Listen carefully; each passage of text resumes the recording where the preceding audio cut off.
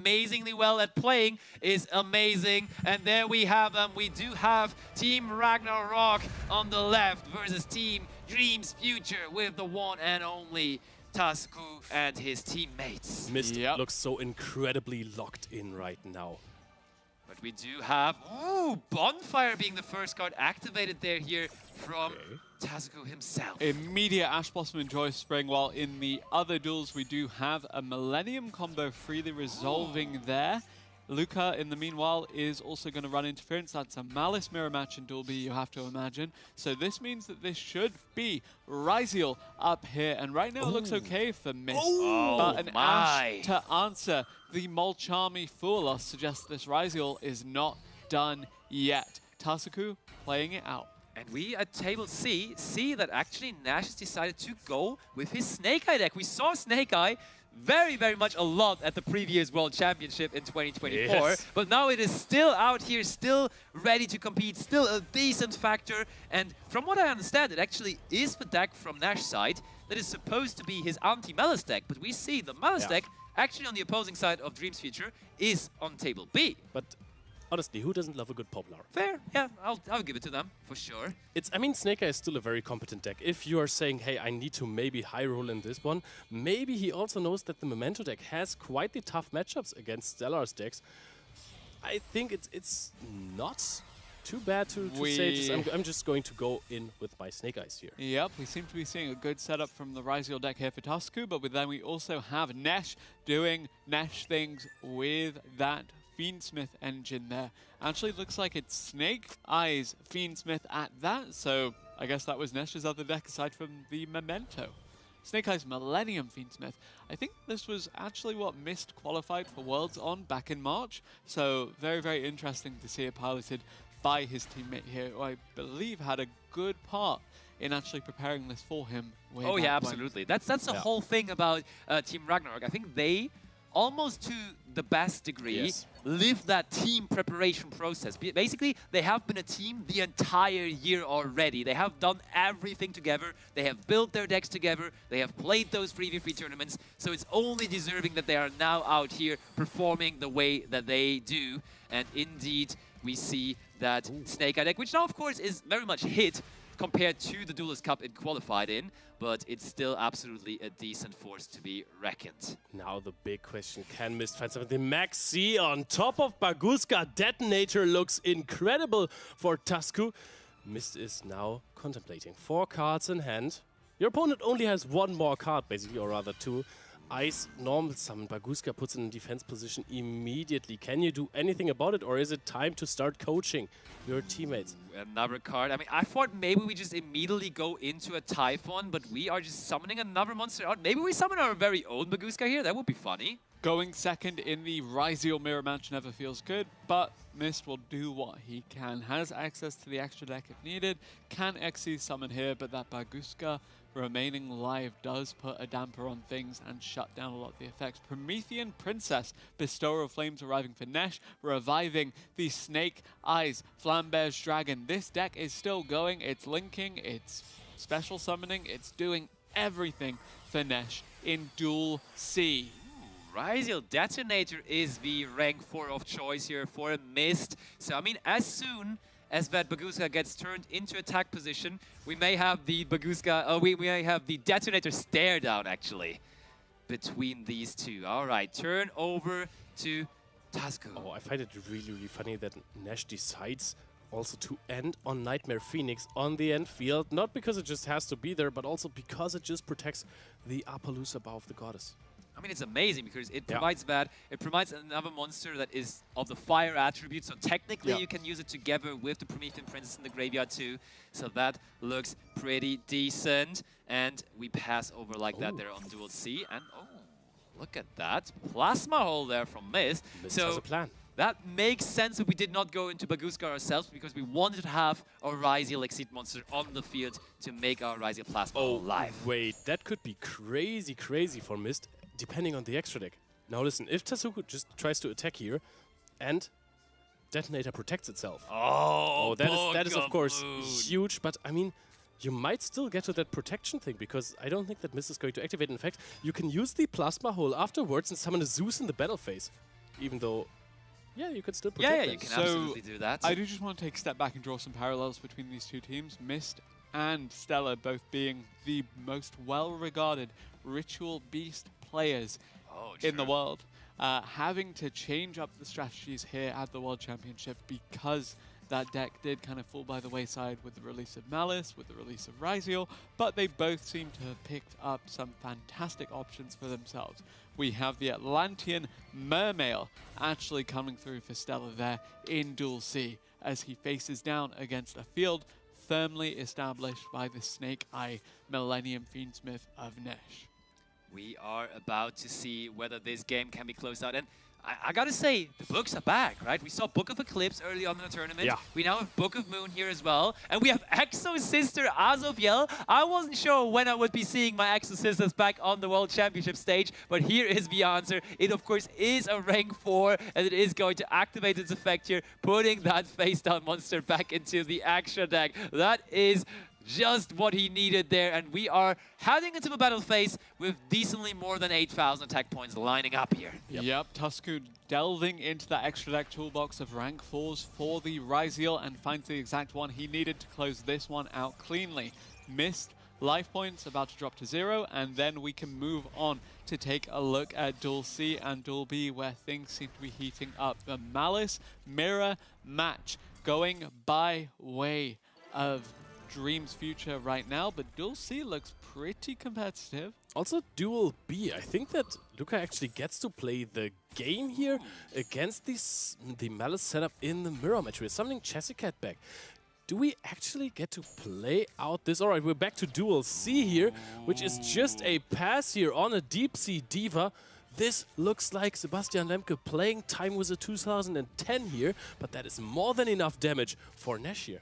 Why do you have to do me like that? But yeah, you are absolutely right. Stella apparently also on the very strong Mermail deck. We said that we haven't seen it that much, but it is also there. And we have the normal summon of Chaos Hunter. And it clearly level 7 is a level 7 monster indeed. We now attack for a decent amount of damage, and therefore Nash is about to equal the score. This match here is very much determining who is going to go into the top 4 tomorrow, and it's looking a lot better now again for Ragnarok. And that Chaos Hunter clearly identifies this as the anti-Malice choice of Ragnarok, and yet it manages to take a game off of something that isn't Malice.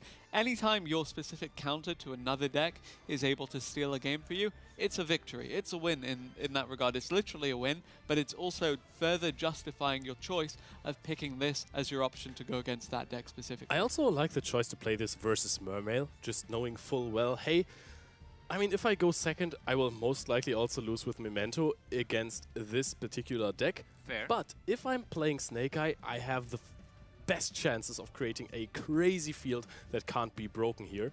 And then Mermail doesn't have enough pushes to go through that. So let's just play the high roller deck that makes the better first turn field. But let's see if Luca can manage to pull this off, because there are 6 cards in the hand of his opponent. And I think that's freedom, right?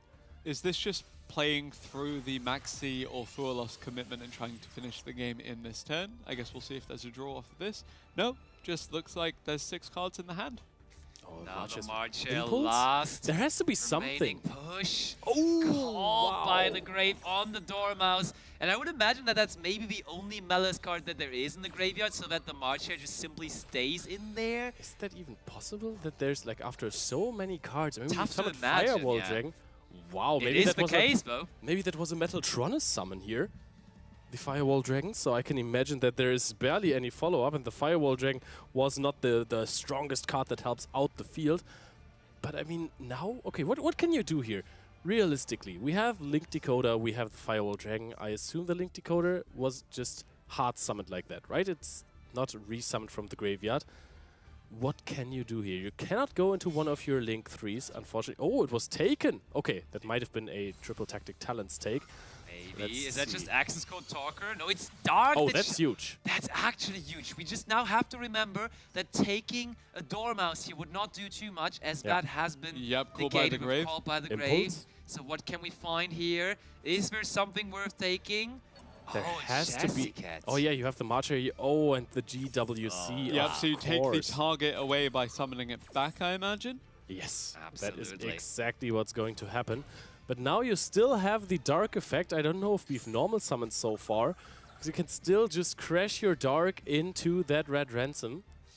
Or do you just pass the turn? Some more background actually on the so successful Freedom here right now. Freedom actually considered to be maybe even the genius behind Tazuku, because everyone knows Tazuku as the Master Duel player that is just winning all the Duelist Cups, that has topped every single Master Duel event that there is. But just going after this season alone, the results from Freedom for the Duelist Cups actually were even a little bit better than the ones from Tazuku. Yeah. Because Tazuku had one Duelist Cup where he did not finish top 10. It was like and was like 50th or something, yeah. And Freedom overall actually just did a little better. He did not manage yet to win a Duelist Cup, as Tazuku has done multiple times already, but still, he has had an impressive season. And something we mentioned earlier was that Stella and Tazuku were playing a lot together. Yes. With Yuki, and then Freedom was kind of a later addition to the team. Sorry, rather, Yuki was playing with Freedom and Tazuku, whereas Stella was the later addition. Yeah. But regardless of that, the fact that this team was able to come together as a formidable force, despite having lost a third of their regular lineup, is phenomenal. Indeed, we are summoning out the access code talker, Marcher, and the returning Heart Cryptor are just going to follow by, and that, as we have seen plenty of times now, is more than enough of damage to make sure that Dream's future is keeping the dream alive. This team has started 0-2, but they're trying to get really back into this tournament. They're trying to get back into this tournament, and in the other matches it is also looking pretty sick. I've been scrolling around a little bit as well, and the Snipe Hunters are actually leading 2-1 against Noble Gubby Go. Okay, so that is also crazy. So maybe all of these pieces. The groups are so open. They're it is so incredible. Close. Everyone can beat everyone. Those are the best duelists we have in the world. Yeah, so it does come down potentially to those tiebreakers with the team captain win-loss record potentially.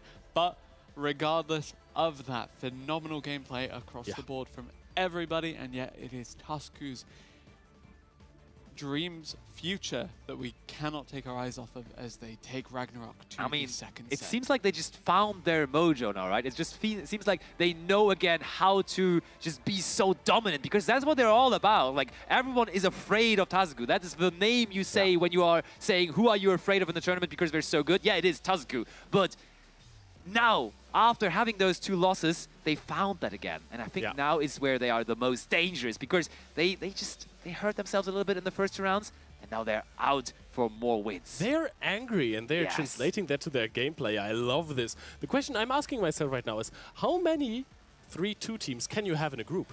All of them, apparently. It really lines up like that, Round robin is crazy, dude. Yeah. You can have everyone be a 3-2. Like, if Noble Gabigol loses the next round, they are 3-2. Snipe Hunters, if they win now and win the next round, they're also 3-2. Yep. I don't know who they are playing against, but if Ragnarok loses this round, then they are playing versus so Noble I believe Gabigol. it's So if Ragnarok they didn't versus win that, Noble Gabigol for that last one. So at least we have one of them will be 3-2s already. 3-2. It's a lot of them for sure. Also, alignments, you can't rule them out just yet either. And I think they would be the last opponent then of Team Snipe Hunters. I think they're only missing alignments, right? So that could be a very, very interesting match in the last round as well. So it really doesn't stop like there. It's gonna be everything's tiebreakers. heating up right now. And honestly, just seeing the amount of innovation across all of the teams, so many players individually renowned for their deck building skills, really allowing themselves to shine when functioning under that shared card rule. It adds so much nuance to the strategy, and we're seeing so many people flourish. People that are flourishing include Tazuku and his team, flanked by Stella and Freedom. This Dream's future lineup. They took a lead in set 1, but here is set 2. Ragnarok taking on Dream's future. Now let's Be ready for set 2 here. Give it up for our duelists. Let's see. Duel A, B, C setting up right now the beautiful World Championship 2025 animation. Lancea dropped in the draw phase. Called by the Grave is the answer. Ring, ring. Who's there? It's the Grave. Taking out your Lancea. You're trying to prohibit me from banishing cards. You know what? I'm going to banish the card that does that. As great a start as any for Luca here in response to Stella on this answer to the Malice. Now unimpeded on the gold sarcophagus, the combo can begin. Speaking of Malice, seems to be going okay in Duel B as well there, as missed so far no immediate answer to what is currently unfolding from Freedom. And there is a White Rabbit set TB11. Usually the White Rabbit combo, if you're cutting down to 2 traps, is a little bit more fragile because you have to add Allure of empty Darkness? It is Allure of Tasku. Darkness, and I think we're banishing, which it looked like a March here, but there's no way we have 2 Malice decks here at once. There is a no... Whoa, whoa, whoa, whoa, whoa! It's getting interesting in here because that is a gimmick puppet all of a sudden appearing at Duel C. So let's go over to Duel C because that is a deck we had not on our radar, but it is now in the spotlight, and there we have it. So that was the deck I wanted to show you earlier Oh, because really? it was so funny that it just explodes in a single turn.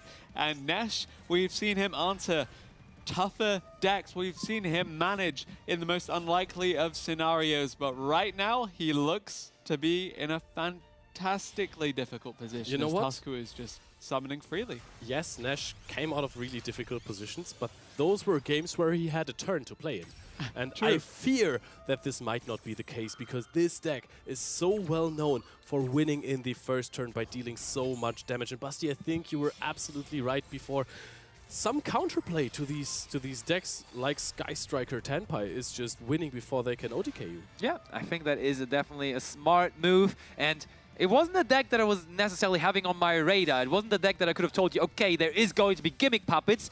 It is one that just simply makes sense, though. So the Gimmick Puppet Fantastics Machinix was one of the most recent additions to the theme, and it's been so good for the consistency, and then eventually bridging into the additional burn damage from the likes of your Giant Grinder and the other Gimmick Puppet cards. The main goal of this is to summon monsters to your opponent's side of the field, and then destroy them to inflict damage directly to your opponent, oftentimes before they've even had a single turn. Granted, it has a lot of choke points, it has a lot of times where you can disrupt it, but right now it's looking fantastic for Tasku here on the Gimmick Puppet. Rank up Magic Argent Force is going to be a unique way of performing an Exceed Summon because you are just going to basically rank up without using real materials, and that is going to bring us out the Dark Strings there. And from, yeah, you broke it down perfectly. So best case scenario, you just want to end it on the first turn. But even if you don't,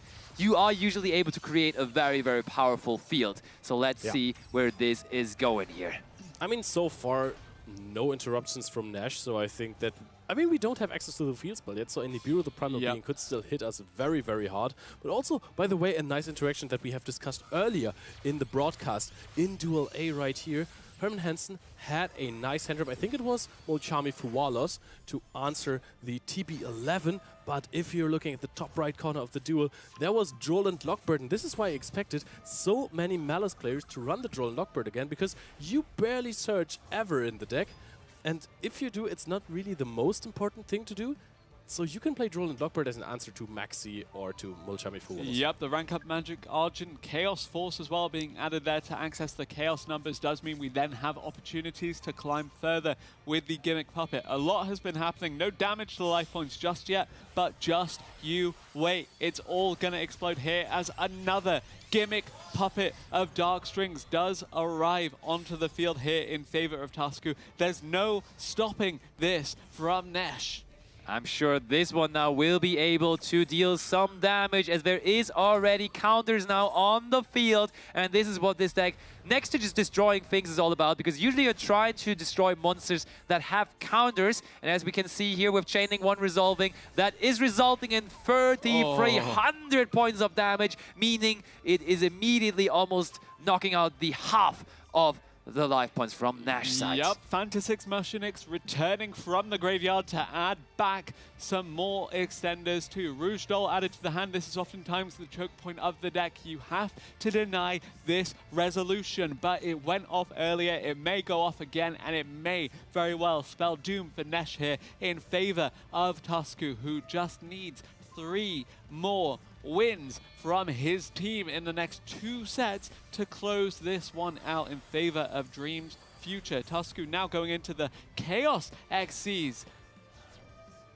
And we are searching for service puppet play. That's what I was talking about. Even if it doesn't work out to do 8,000 points of damage on the first turn, there is a very powerful trap card with the service puppet play that we just searched that still is providing you so much value. But with the way it is going right now, with the way also that Tusku is locked in there in his face cam, you can clearly tell, I feel like we are just going for the full 8,000 points of damage here in this very turn. I think you can do 9,900 total just by having 3 effectively of these, 3,300 times 3, because you're going to destroy the one on your opponent's side of the field. You're going to destroy your own, but there is Ash Blossom. There was one of the many choke points that we mentioned. I expected this earlier against the Rouge Doll, but in the end, better late than never. Nesh calculates this well, continues to play this one out. String counters now being applied. It can be detonated a little bit later on, but right now seems to be okay for Nesh. Still precarious position. I also loved his mind games there because he was yawning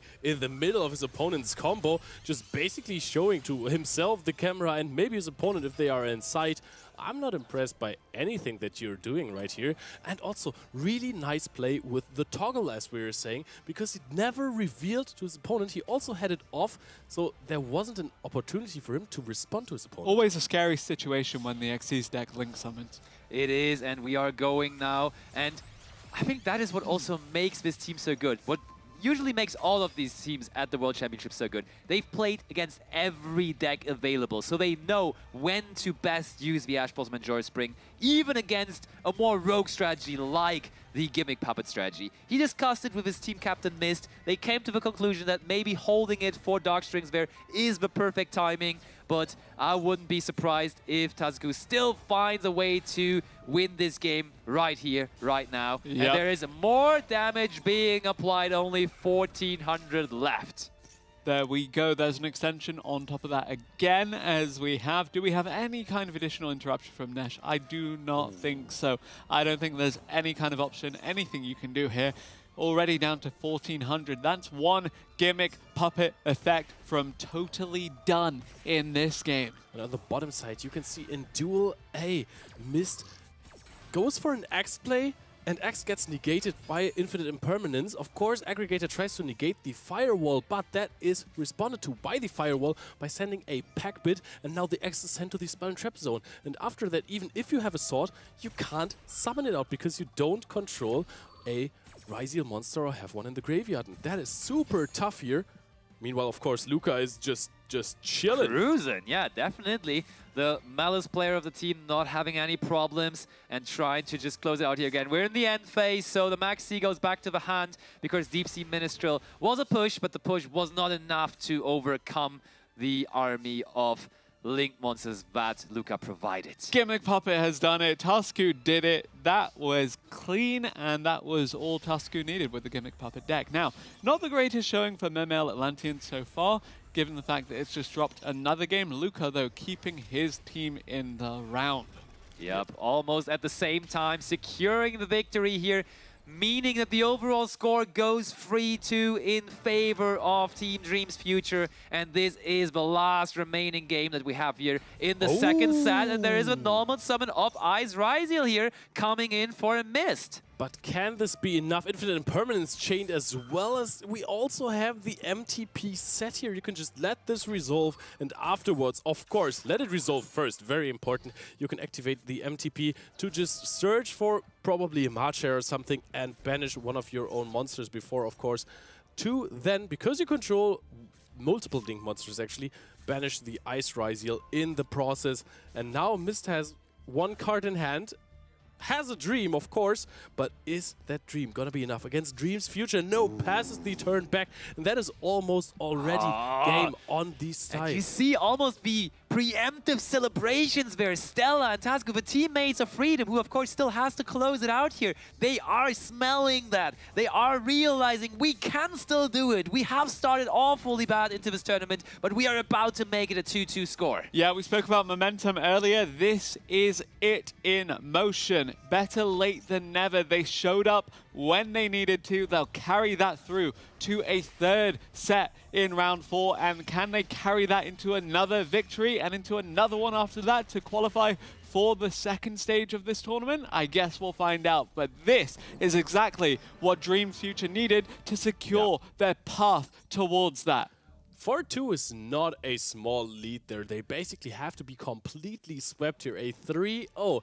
Given the coin tosses so far, I think if we want to even it out later on statistically, I think Ragnarok is going to have an advantage if they win 3 coin tosses here. It's very realistic, especially with decks that Nash is possibly piloting as well, that they're going to 3-0 this. But, I mean, getting 3 coin tosses in a row, right? Yeah, but let's talk about the situation a little more on why Tasku possibly decided on playing the Gimmick Puppet deck at that very moment. Because he was across Nash here in this one. Yep. Nash's 2 decks, very clearly as we saw, are Memento, and there are Snake Eye Fiendsmith with a lot of anti-Malice cards as well, considered to be his anti-Malice deck. So, he's definitely not going to play the anti-Malice deck, as the first deck of Tasku is the Ryziel strategy. So you would not want to go with the Snake Eye deck, so you would expect him to bring the Memento deck. And Memento, and the version that he is using here right now, Nash, he's not playing a lot of hand interactions. So I feel like just going with the Gimmick Puppet deck instead there is just incredibly smart, honestly. Yep, and I think Gimmick Puppet is one of those decks that we said can take the Max C challenge, can take the Fool Loss challenge, can just play through. Because it just wins in a single turn. A downside of this deck, of course, is that you don't have the space to run multiple non-engine cards as well. So if the coin toss was won by Nash in that scenario, a full Memento combo would have been tough to overcome, really. That's true, sure, I will give you that. And one thing, though, that's very important for the Gimmick Puppet deck. I think on the ladder right now, Gimmick Puppet is struggling in the game, because there is so much Artifact Lancea running around. And that card is actually good against Gimmick Puppet, funnily enough, too. But here in those situations where you might pick the deck, you know your opponent is not having the anti-Malice deck. So I think that's where the deck right now is profiting, and that is why it is also picked by Tasku here for this very tournament. I'm also intrigued that we managed to see the Gimmick Puppet single-turn victory, even though we didn't see the field spell for it. So there's still so much more this deck has left to show, as both of these teams still have so much more left to show heading into a set 3. It is Ragnarok versus Dream's Future. Ragnarok 2 wins on the board versus Dream's Future at match point. One more victory will secure Tasku and team in their progression through this tournament. Let's to go first, and Freedom has changed the deck. Finally, Blue Eyes may be joining the big stage. At least the Primite cards with the Ether Barrel and the Drill Beam are ready, but usually this would lead to a Blue Eyes deck here. Strong source of disruption thanks to the Drill Beam, but otherwise the Blue Eyes deck pretty slow to ramp up. Yeah, I think even if you're going uninterrupted in your first turn, and this is maybe a downside of Nash's lineup, losing the coin toss is really proving costly, because any deck, if you let it go first uninterrupted, can put up a field that is really tough to deal with. Everyone, may I just say that I think Mist has summoned Thunder Dragon Colossus at Duel B. Shall we just take a quick look also on Duel B, because I did not expect that at all. There we have it, and there's a Nemesis card right after. What is this, man? I think we've seen him play Ritual Beast with these before, so this could very well be it, because the Nemesis cards were part of this, and the Arc Nemesis Protoss was so good back then. This looks like a brick, actually. There is no Protoss is also crazy today, I would like to say. But not if you can't summon it. Has to basically, maybe it's just started with Corridor in hand. The Colossus can be a huge shutdown for some of the decks, but is it here? I think at this point... Oh, Stella indicating with Sekka's Light that should be the Mermail deck, but there is the Dominus Purge immediately shutting that down. Dominus Purge, a card that probably is in the deck of Herman and also in the deck of the Blue Eyes player there of Freedom. So a card we haven't seen at all yet so far in the tournament, but here it is. Honestly, Colossus, if you take out Sekka's Light here, it's crazy versus Mermail. Of course, there you can just shuffle another card, but to get going, knowing you really want to get this Dragoon action. Pyke is also a fine starter sometimes. Can't use it versus Colossus. If this is Ritual Beast, it's quite funny because, again, these are the two players most famous for that deck within the world. It is absolutely hilarious, and it probably is Ritual Beast. I couldn't imagine any other deck from Mist that includes these two cards that would not be the Ritual Beast deck. So when Quantal won the Challenge Cup final at the end of last season, it was using the exact same two decks as Mist. Mist constructed a Ritual Beast deck for them both to use, plus something else. Now, that Ritual Beast deck really went to show just how much of a master Mist is on this strategy. Granted, it was a completely different competitive environment back then in which the deck could flourish a little bit more. Okay, if we were taking a closer look to the matches, at this point, Duel B, Stellar is thinking for a long time, maybe thinking of some way out of this situation, because Colossus is a crazy card still in Duel C. I think we're about to see Luca go for a rather bigger combo here. We're in main phase 2 now, sets multiple cards. It doesn't seem so much of a combo. No combo at all. I lied to everyone here, but now on the other side, Nash is not seeing the craziest field here. Yep, a little bit down to the wire for Ragnarok, though. They need 3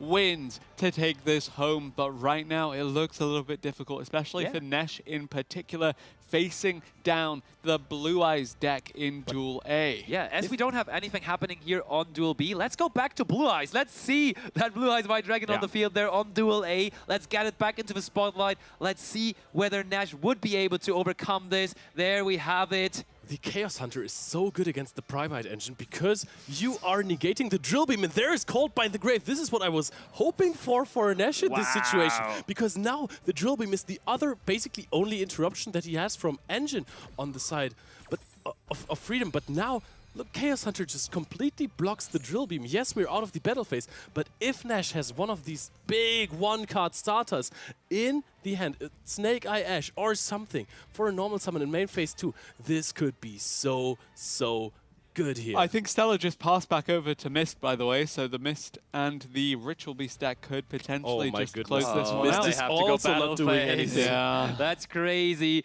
but you gotta give it to Freedom here once more. He sorta won the mind game because Nash brought his anti-Malice deck, and guys what? Freedom has just decided to not play Malice anymore for this third set, so really coming out on top here. Then also on top of that, winning the coin toss, being in the position, having the strongest dragon in the game of Yu-Gi-Oh! There on the field right now. Oh, it is just end phase for Nash. This is crucial. He really needed this Snake Eye Ash. This is also one of the problems of the deck, actually. Oh, True Light as well. How did Luca end up with a Maxi in attack position? Ooh, well, you really need link material. I think we need link material there, and I mean, Maxi is as good as a monster as any to go into a link too. But whoa, Duel C is going wild. What is happening? Let's bring Duel C up again. Let's go back there because I think we have Maxi on Maxi attack C. What is going on? Maxi on Maxi action right here. 500 attack points on both, which is not too many. Why is this card normal summon? I am... which sequence of plays leads you to this situation? Normal Summon Maxi versus Normal Summon Maxi in the Malice Mirror match. Now we have Luca. It's his turn. It's his game to close out. But again, Ragnarok, they need all 3. They need to get victory, victory, victory if they're going to close this one out and if they're going to have the record that they want to have to secure their way out of this group. On the other hand, Dream's Future, important win for them if their tournament is going to remain alive. And it's looking very strong on the side of Freedom with the Blue Eyes White Dragon on the field, and Sage is a normal summon here as well, already having the True Light set up, looking super strong here in this matchup. And now we can of course see Luca go for some attempt of a combo. Marcher is being activated and hand Link Decoder on the field. By the grave. Again, all of these cards in banishment is crazy. But can you still extend from this? Oh, and missed one Duel Ace. So it looks all right here again for Team Ragnarok. They have pulled one back. Maybe they can still do it. 4-3 now the overall score. And not gonna lie, Luca at least right now is having monsters on the field. So he may as well be in the lead here in Duel C2. Yep, but there goes the Synchro Summon into that Blue Eye Spirit Dragon. And suddenly everything becomes a little bit scarier for Nash. Another Synchro Summon on top of that field. the Baron? ultimate Spirit Dragon? It is a a Baron Baron. de Very Fleur. nice. Baron de Fleur, of course. If you want to end a game, this card gives you the utility to destroy a monster on the opposing side. True Light, of course, can immediately just get you back a blue-eyed white dragon. You could destroy the Chaos Hunter, and I think that's a pretty fast way to close out the game. Yes, indeed it would be. Can we get any extra damage, though, to tide this one over into that 8,000 territory? Because right now it's just Baron plus Blue Eyes. I mean, we can just go ahead and synchro summon with the Maiden of White and the Blue Eyes White Dragon. That is the Synchro 9 that we're looking at so often. We can also be forehead. Now that we can finally banish cards again there in Duel B, go ahead and fusion summon or equip a fusion monster to the Blue Eyes as we just did there. And Luca has to give another turn here to Tasco. Yep, the damage was not enough here. 2,800 life points there. 3 set cards, 2 in hand. I think that Luca is still in a comfortable spot, especially if last turn not too much happened from Tasco. Crucially, regardless of anything in these two duels, the team captain did win here. Mist was able to clutch out the victory for Ragnarok in his duel, and that means that every little bit of that tiebreaker is becoming more and more available to them. Ooh, and there is finally an X-Ryziel here for Tusk. He has been waiting for it, but there is the answer from Luca. There is Matteltronus. That card is really putting in the work here in this tournament. It is being played in so many different decks. It just makes sense, as it is definitely up there in terms of non-engine. One of the best spell cards when you're playing into Melis, when you're playing into Ryziel, and as these are the two most represented decks, it only makes sense that this card also is very well represented. Nesh getting another turn here, though. The Blue Eyes deck, as we said, can be quite slow when it comes to ramping up. It's good, it's formidable once it's able to set up, and it will be quietly consistent here. But there is Meows, the card you are asking for all tournament long. Hasn't really made an impact so far, and won't do so in this game either. I am not too sure. There's double Meowls here, and it is chained to True Light of summoning back a Blue Eyes White Dragon. So this is going to be through 2 fresh new cards. However, it's going to be so tough to out this field. There is still the Spirit. There is Baron de Fleur. There is, of course, also after the Blue Eyes gets back onto the field, there is going to be the Primite Drill Beam. So Maxi is being chained here just so that there is no answer to it. Be found by Nesh with these 2 Meows draws. And I think that even if they made it really, really close, Dream's future is looking splendid here. I gotta agree. Blue Eyes White Dragon once more in the animation. It's on the field, and Nash basically with a pot of greed movement there, drawing the top 2 cards from his deck, but can they help him? Fiends of Engraver is a card to draw, not gonna lie, that can help. Yep, that is a 1-card starter for him. Of course, you'd have to consider that Baron still has the Negate live, and you have the Primite Drill Beam set there as well. And I will say that the Spirit Dragon has a on-field effect that sometimes is really relevant by negating a card in the graveyard activated. Sometimes it's not relevant.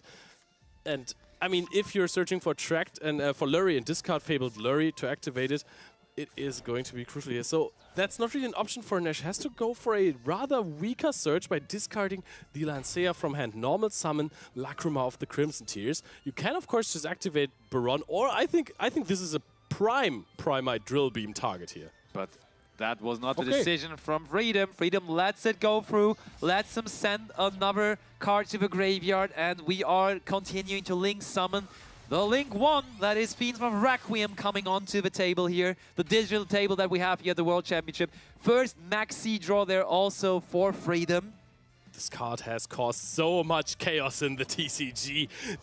The Fiendsmith engine in total has been in so many different decks, and it's still going ever since it came out in the TCG in the Infinite Forbidden. In Duel C, we are seeing Luca going for the final blow here with the Axis Code Talker, with the Red Ransom, winning another game. So we're currently tied at 4-4. Nash is really doing his best to get the 5-4 win there, to go to day 2, getting closer to it. But now we have 2 Engravers on the field, and now the Majesty is being activated. Of course, it was searched last turn with Wishes for Eyes of Blue, destroying both Engravers. An Engraver is good in the graveyard, but not if you've already used it. Yes, indeed. Will do a great amount of work for Freedom here. It looked good for Ragnarok. They tied it up at 4-4, but it's not enough to take down Dream's future here as they look to claim victory against one of the top teams in their group. Suddenly, Group A looks very much like it could be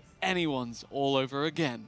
Dreams Future back to 2-2 here after the next battle phase. I can't assume that you're going to go for many plays, but I can think that we're going to see the great animation of Blue Eyes White Dragon attacking with the burst stream of destruction. Main phase 1, come on, give it to us. Everyone is waiting for it. Baron attack. Oh, Blue Eyes White Dragon, come attack, Blue Eyes. Yes. Direct attack, burst stream of destruction, let's go! That's what we needed. That's what everyone needs in their life, and that's how this match is done. And that's what Dreams Future needed to take down Ragnarok there. It is not the end of days for Ragnarok, however, though, as they are still very much in this tournament. Thank you for looking at me with pride there. It was a really good one, the Ragnarok one. But also, that's what Dreams Future are made of, right? This is what a comeback. That is actually a dream if you're starting 0-2 and then you're climbing your way back. But I have to say, as much as I don't like to say it, it's looking like basically everyone in this group is going to be at 3-2 in the end. Really, right? And if you're starting 0-2 and then you're getting like 5-4 wins, it's going to be super tough. The tiebreakers are a little scary. It does look pretty scary. Someone that can best case scenario also only reach a 3-2 score now at this point is Team 7, the reigning world champions in Group B. They have just lost this round again and therefore cannot get any better than 3-2 and will have to probably rely on tiebreakers if they want to make it to top 4 to defend their title. Dreams Future winning there, of course, Tasku, Mr. Master Duel himself, and his two very formidable teammates. We said they struggled a bit because they had to integrate Stellar into the lineup on very short notice after Yuki qualified for the World Championship by himself, but they've done phenomenally, and it was Freedom that managed to pull this team over the finish line here. I was wishing for Blue Eyes, and I'm glad finally Freedom was delivering the freedom to the Blue Eyes White Dragon there. You just had the opportunity to say I was wishing for Eyes of Blue. Oh, I wish I had, yeah. It would have been the way better one. I've seen too many normal summon Maxis in that. that was insane. Fun, yeah. Shall I tell you something though? After round 3 in Group B, the team leading, do you remember who that was? Fala Galera was 2-1 after losing the first round. They're continuing their winning arc. They are 3-1 now, so looks like Fala Galera is on their way possibly into that desired top 4. And for the rest of the teams, what's our snapshot looking like?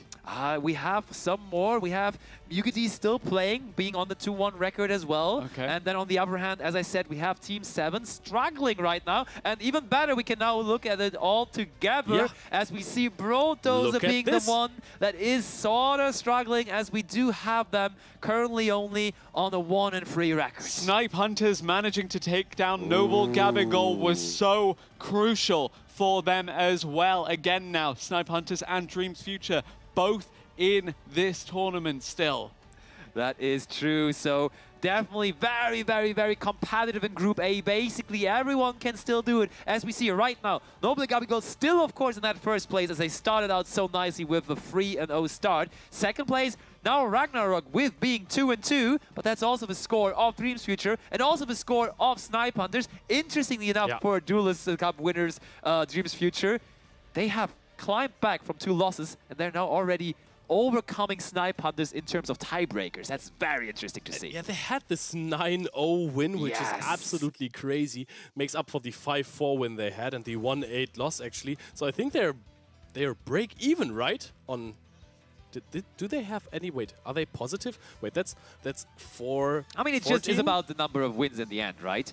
And we see that Ragnarok has 21, Noble Gabigol has 22, and Dreams Future currently on 18. Fala Galera has 25. That's insanity. Fala Galera is going absolutely crazy there, having the most wins in the tournament right now after starting out badly in the first round. But they're really showcasing that they're here to represent the Latin American region and that they're here ready to take it all down. And that year of hard work for Judeo seems to be paying off. Wait. Brotdos managed to make some semblance of a comeback as Oh. well. Yeah, they are 2-2 right now. So Wait, they did they are just change there? Because it looked like 1-3 a moment ago, but seems like it is actually a 2-2 score there, which looks a lot better now for them, of course. And that might be the way to possibly just stay in the tournament still. They just beat Team 7 8-1.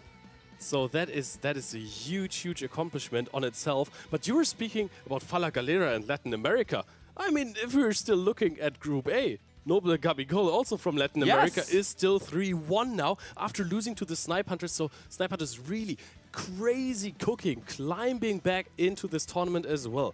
We have, so actually, let's just go back to the leaderboards again. We have 2 wins in Group A, and we have 1 3-win team. And that is exactly the same for Group B. Yeah, and what I love about all of this, and what also showcases the competitiveness of the World Championship, there's no team that has not won a match so far. Every team has managed to at least win once, which shows you that really everyone can beat anyone here, and sometimes it's just those little bit of luck factors or some other factors that are involved. And, I mean, we've said that in Group A there's 3 teams with 2 wins right now.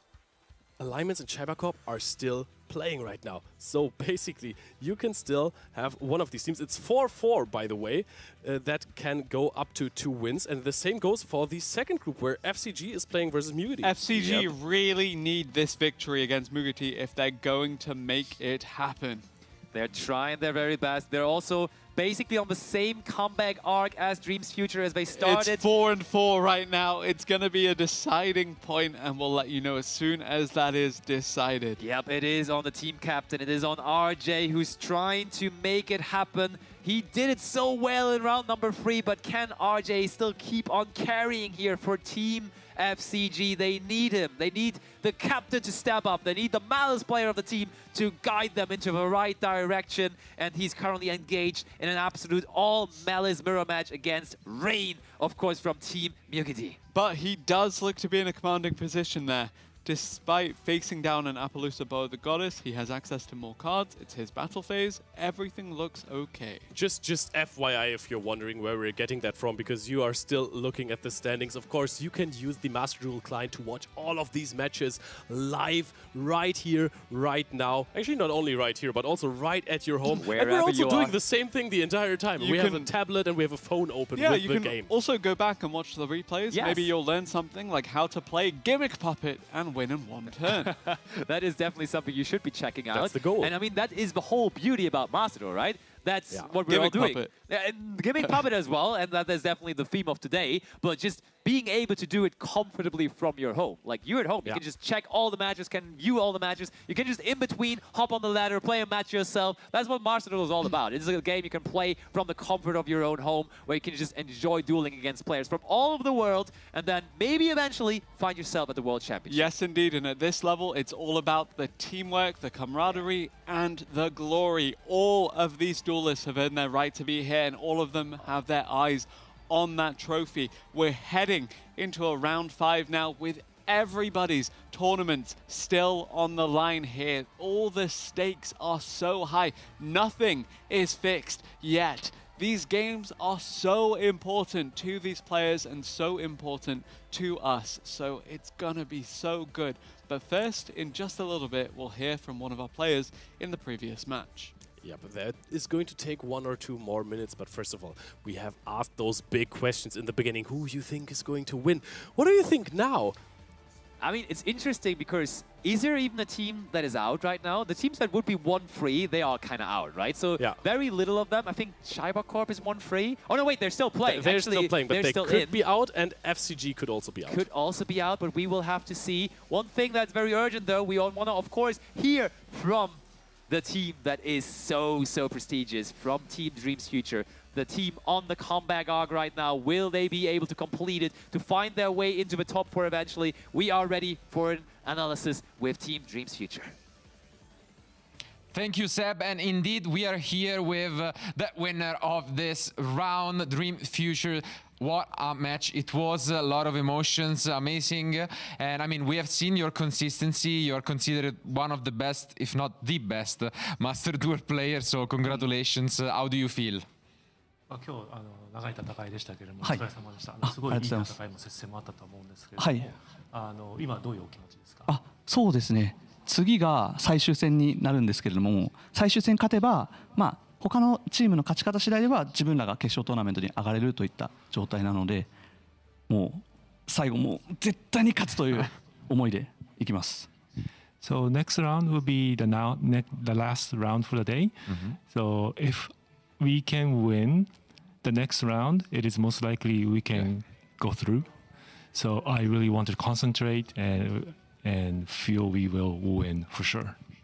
Absolutely, and you have been close before at previous World Championships, so hopefully we all want to see you get there. I think you are deserving of a spot, and hopefully it will be nice to see you in the finals with your team. Can I ask you, how has it been changing teammates for this event? How has it working with your new partners?